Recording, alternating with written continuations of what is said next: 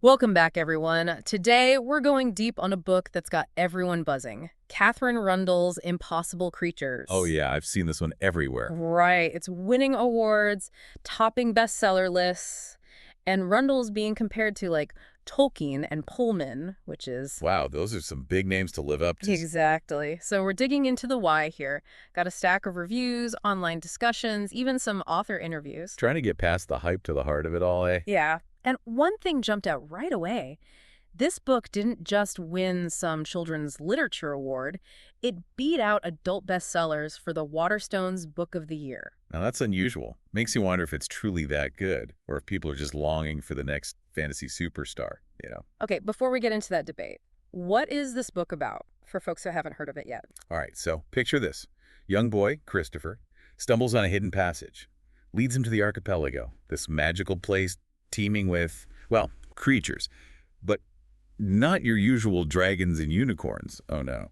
Rundle goes deep into global myths. Brings out stuff you've probably never even heard of. Like what? Give us an example. Okay, so in one review they mentioned this thing called a Lavellan.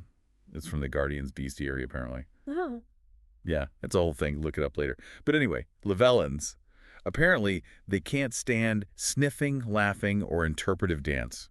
that's oddly specific. Sounds like Rundell did her research, though. Oh, absolutely. That's one thing that makes this book unique. It's not just rehashing Western fairy tales.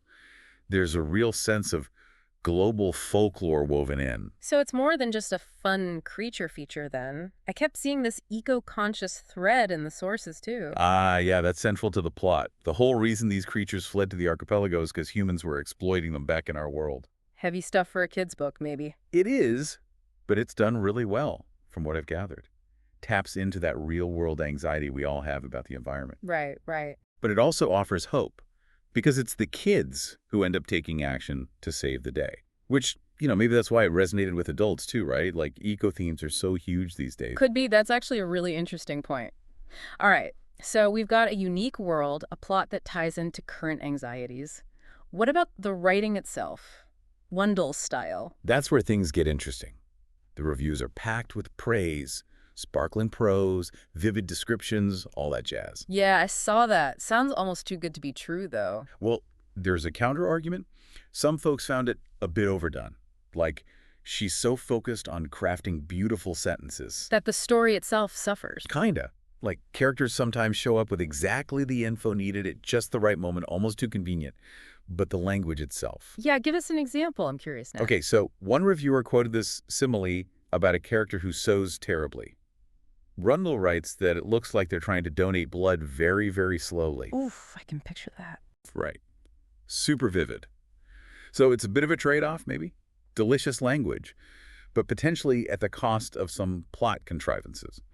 Interesting. So, listeners, what do you think? Does intricate writing outweigh some plot weaknesses? Guess it depends what you're looking for in a book.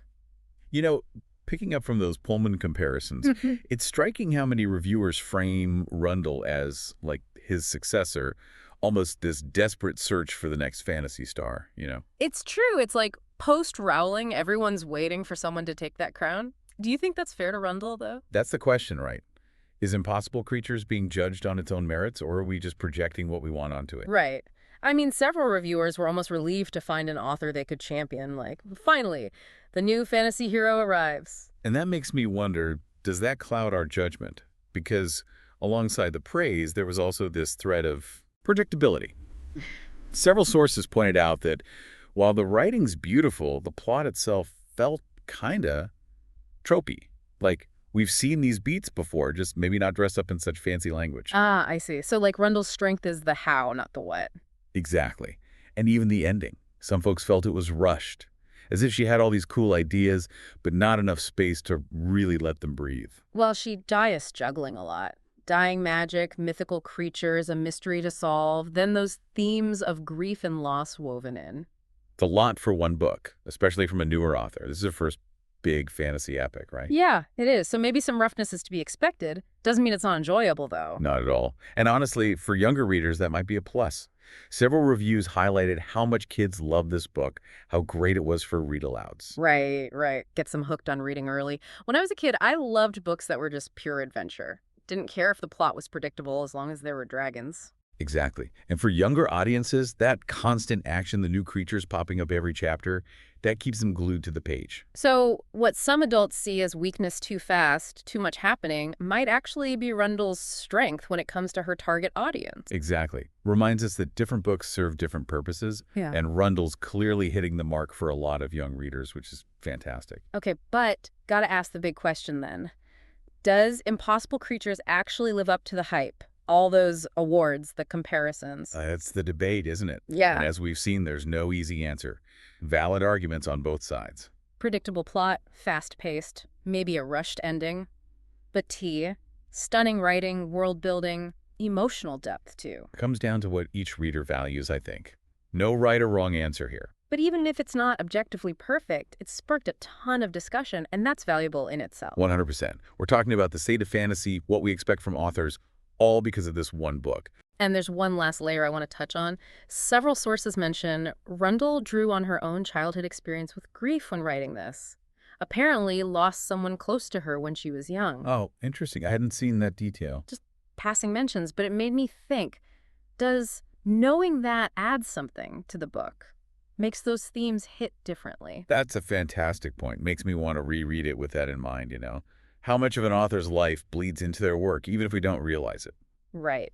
So listeners, if you've read Impossible Creatures, we want to hear from you. Did knowing about Rundell's personal connection to grief change your experience at all? Yeah. Jump into the comments. Let's discuss. Yeah. But before we get too deep into that, we've got one last part to this dive. Got to tackle the pacing issue head on, see if we can determine once and for all if Impossible Creatures truly lives up to all the hype. Okay, so we've covered a lot of ground with Impossible Creatures, but I keep circling back to those comments about the pacing. Some folks found it almost too fast, like there wasn't a moment to breathe. What do you make of that? Yeah, it's a recurring point in the reviews. It's like Rundell had this, I don't know, this explosion of ideas, and she just had to cram them all in. Right, but does that work? Ultimately, I mean, I can see how it could be exciting, that constant forward momentum, but does it come at the cost of, like, depth? It's tough, right? Because on the one hand, a fast pace can be super engaging. Yeah. Keeps you on the edge of your seat wanting to know what happens next. Yeah. But if things move too quickly, it can be hard to connect with the characters emotionally, or even just to absorb all the information being thrown at you. It becomes about, what, not how the story's told then? Kind of, yeah. And it makes me think about the target audience, Kids versus adults. Oh, interesting point. When I was a kid, I loved books that were just pure action. Didn't need deep character studies, just give me the next exciting scene. Exactly. And a kid's attention span, it's different. They need that constant stimulation, the novelty of each chapter. So maybe what adult readers see as a flaw, too much happening too fast, is actually Rundell's secret weapon for keeping her young audience hooked. Could be. Reminds us that what we value in a book changes as we get older. No one right way to tell a story. All right, so time to wrap up this deep dive. The big question. Does Impossible Creatures live up to the hype? All those awards, the comparisons to giants like Pullman.